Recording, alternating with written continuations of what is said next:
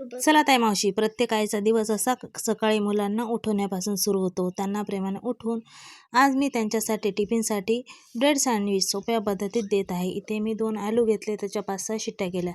त्यासाठी लागणारा मसाला म्हणजे हिरवी मिरची, कोथिंबीर, आलं, लसूण आणि जिरं याचं वाटण केलं. या वाटणात आपण आलूची चटणी बनवणार आहोत. चला कढई ठेवू. तोपर्यंत आलू हे काढून घेऊ. आलूची साल काढून घेऊ.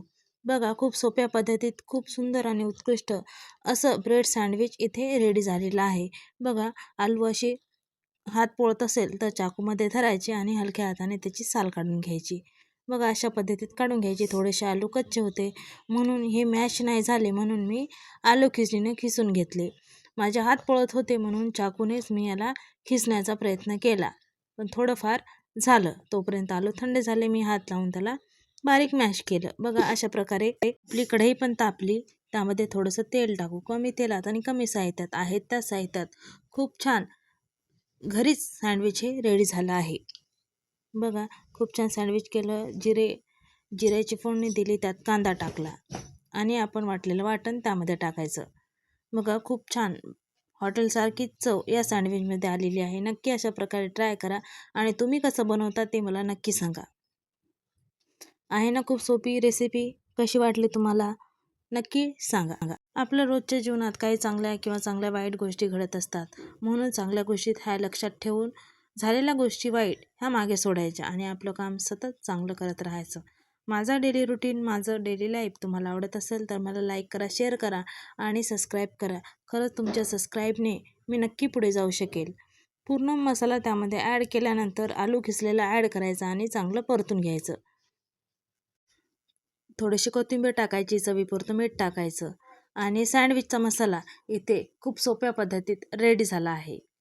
बघा, आवडला का तुम्हाला नक्की मला सांगा. छान मसाला परतला की त्यात वेगळीच चव ही येते. बघा, अशा पद्धतीत मसाला परतायचा. आपल्या आईची ही रोजची अशी धावपळ असते. आज शनिवार होता. टिफिनसाठी भाजी पोळी न देता मी इथे ब्रेडचे सँडविच सोप्या पद्धतीत मुलांना बोलवून दिले. मुलांना तर माझ्या खूप आवडले. त्यांनी खूप मजेत खाल्ले. नाश्त्यालाही दिले आणि टिफिनमध्येही पॅक करून दिले. तोपर्यंत आपण तावा तापण्यासाठी ठेवू. तावा तापत आहे तोपर्यंत आपण ही ब्रेड घेतली.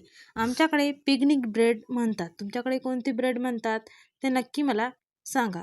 ब्रेडच्या 4-5 स्लाईस मी घेतल्या काढून आणि त्याला वरून थोडंसं सॉस लावला. आपल्याकडे आहे तर सॉस लावायचा, नाही लावला तरी चालेल. तुमची सँडविच बनवण्याची पद्धत कशी आहे? माझी तर खूप साधी आणि सोपी आहे. तुमची कशी आहे नक्की मला कमेंटमध्ये सांगा. मला वेळोवेळी कमेंटमध्ये काहीतरी सजेशन देत जा. मी जिथे चुकेल तिथे मला सांगत जा. तिथे मी माझी चूक सुधारण्याचा नक्की प्रयत्न करेन. थोडासा सॉस लावला आणि आपण बनवलेली चटणी त्यावर लावायची, आलूची चटणी, आणि दुसऱ्या ब्रेडची स्लाइड्स त्यावर ठेवायची आणि चांगलं दाबून प्रेस करायचं आणि तेल घ्या किंवा बटर घ्या किंवा तूप घ्या. बटर नव्हतं, तुपाचा माझ्या मुलांना वास येतो म्हणून मी इथे तेलाचा वापर केलेला आहे. तवा छान तपू द्यायचा आणि तोपर्यंत 2-3 सँडविच हे रेडी करून घ्यायचे. अशाच प्रकारे आजकाल या धावपळीच्या युगात आपण मुलांना खूप प्रेशर देत आहोत. आपल्या मुलांची तुलना इतर मुलांशी करत आहोत. हे आपलं कुठेतरी चुकत आहे. आपल्या मुलाची क्षमता ही इतर मुलाच्या क्षमतेपेक्षाही वेगळी असते. तर चला, इथे मी सोप्या पद्धतीत सँडविच इथं रेडी केले. एका पिकनिकच्या पॅकेटमध्ये 5-6 सँडविच रेडी होतात. तुमची सँडविच बनवण्याची पद्धत कशी आहे नक्की माझ्यासोबत शेअर करा. आवडल्यास लाईक करा, शेअर करा आणि सबस्क्राईब करा. नक्की तुमच्या सबस्क्राईबने मी पुढे जाऊ शकते. बघा, 2-3 सँडविच इथे मी रेडी केले. तावा तापत ठेवला. तुम्ही ताव्यावर बटर किंवा तुपाचा वापर करा. इथे माझ्याकडे बटर नव्हतं. तूप माझे मुलं आवडीनं खात नाही म्हणून मी इथे तेलाचा वापर केला आणि दोन्ही साईडने सँडविच हे खरपूस असे भाजू दिले. बघा, खूप सुंदर, अतिशय उत्तम, टेस्टलाही खूप छान लागतात. सँडविच हे पनीरचे किंवा आपल्या घरात आहे अवेलेबल त्या प्रत्येक भाज्याचे आपण बनवू शकतो. माझ्याकडे आलू चटणी होती आणि उठायला उशीर झाला म्हणून अशा साध्या पद्धतीत मी मुलांसाठी गरमागरम सँडविच बनवले. तुम्ही हे सँडविच टिफिनसाठी किंवा नाश्त्यासाठी मुलांना देऊ शकता. बघा, सँडविच दिसायला कसे दिसत आहे. दोन्ही बाजूने छान खरपूस भाजले ना, त्याला वेगळी चव येते. बघा, छान दिसत आहे सँडविच. सँडविच तो झाले तोपर्यंत मी मुलीला रेडी केलं. तिचा टिफिन पॅक केला. माझ्या मिस्टीचे केस ना खूप लांब आहे. थोडाही गुत्ता झाला ना तिला खूप वेळ निघालताना त्रास होतो. बघा 2 महिन्या टाकल्या, निघाली पण स्कूलला. थोड्या वेळात माझा मुलगाही स्कूलला जातो. आज मी सर्व कामं आवरली, देवपूजा आवरली आणि दुपारच्या जेवणात फक्त होतं झुणका भाकर. मस्त झुणका तेल टाकून खाल्ला बरं. आजकाल शाळेत किंवा कोणत्याही क्षेत्रात मुलांच्या यशामागे आईवडिलांचा मोठा वाटा असतो. पण कधीकधी आपण नकळत एक चूक करतो. आपल्या मुलांची तुलना दुसऱ्यांच्या मुलाशी करतो.